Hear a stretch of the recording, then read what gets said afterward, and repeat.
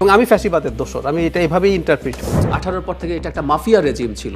সব 100% ভোট হয়েছে, সব চুরি হয়েছে জিয়ার সময়। বিএনপি মনে করেছিল যে তার বিচারপতির বয়স বাড়িয়ে সে ক্ষমতায় থেকে যাবে। শেখ হাসিনা কি নির্বাচন বাতিল করেছিল? এই যে জামায়াতে ইসলামী লোয়ার হাউস পিয়ারের কথা বলছেন, এটা তার রাজনৈতিক কৌশল।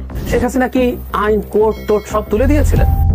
বেশ কিছুদিন ধরেই পতিত স্বৈরাচারকে ফিরিয়ে আনতে ইনিয়ে বিনিয়ে নানা ধরনের আলাপ চালিয়ে যাচ্ছিলেন আওয়ামী লীগের গুপ্তচর ডাক্তার জাহেদুর রহমান।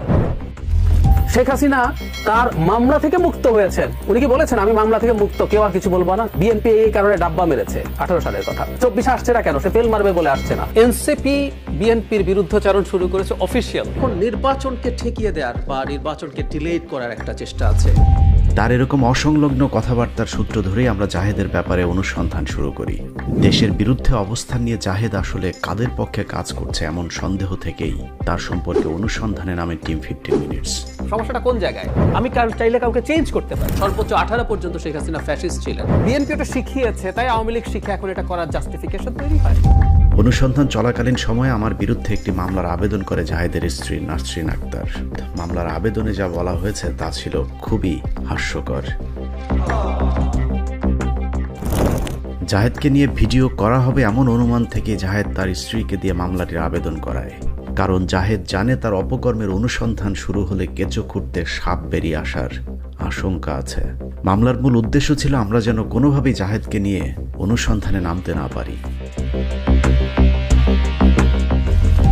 এই মামলার পাশাপাশি জাহেদের স্ত্রী কদিন ধরে অপ্রাসঙ্গিকভাবে তার পারিবারিক সমস্যায় আমাকে টেনে আনছিলেন। এই বিষয়টিও আমাদের কাছে হাস্যকর মনে হয়েছে। জাহেদ তার স্ত্রীর সাথে থাকবে নাকি রুমিন ফারহানার সাথে থাকবে এটা একান্তই তার ব্যক্তিগত ব্যাপার। জাহেদকে নিয়ে অনলাইনে কাড়াকাড়ি না করে বরং বাংলাদেশের সবচেয়ে সুদর্শন পুরুষ ডাক্তার জাহেদকে তারা রুটিন করে ভাগ করে নিলেই সুষ্ঠু সমাধান সম্ভব।